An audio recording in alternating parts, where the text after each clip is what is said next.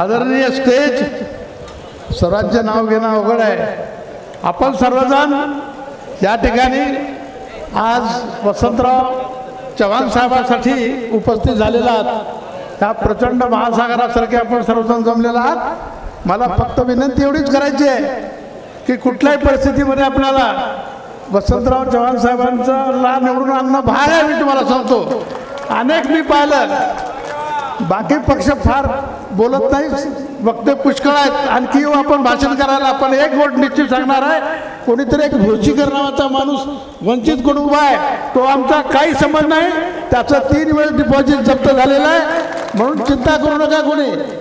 कोणी मध्ये 2000च्या वर मत घेणारा माणूस नाही तो. आणि म्हणून अशा माणसाची विचार करायची गरज नसते आपल्याला.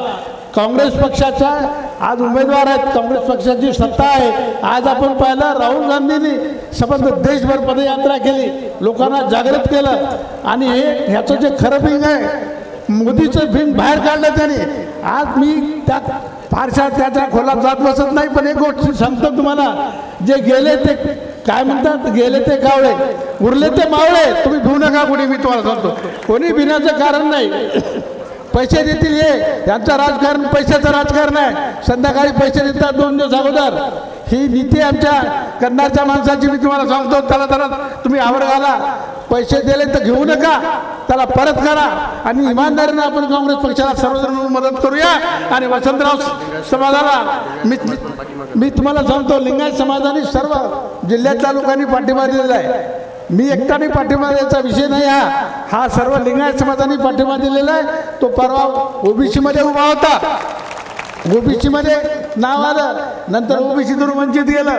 वंचितनी परवा आम्हाला पाठिंबा देतो म्हणून सांगितलेलं होतं. आम्ही स्वतः बोललो, आंबेडकरांना बोललो, मी पटोले साहेबांना बोललो, मी स्वतः बोललो होतो. पण दुर्दैवानं काय त्यांचं असतात बिनसलं माहीत नाही. पण वंचितच्या सर्व कार्यकर्त्यांना सुद्धा मी बोललो, मी सर्वांना. ते म्हणले साहेब त्यांचा आमचा काही संबंध नाही, आम्ही मोदीला मतदान करणार नाही कुठल्या परिस्थितीमध्ये, काँग्रेस पक्षालाच मतदान करणार. आपण सर्वांनी करावं अशा प्रकारची विनंती करून माझं मी भाषण संपवतो. अमित भाई इथं आलेले आहेत, आपले सर्वांचे नेते आहेत ते. त्यांना मी एकच विनंती केली की आता तुम्ही मराठवाड्याचं नेतृत्व करा. आता एका लातूरचं नाही, आता आमचं नेतृत्व करा. आम्ही पोरके झालो, जाऊयात. सर्वांनी सांगितलं. जय हिंद, जय भारत.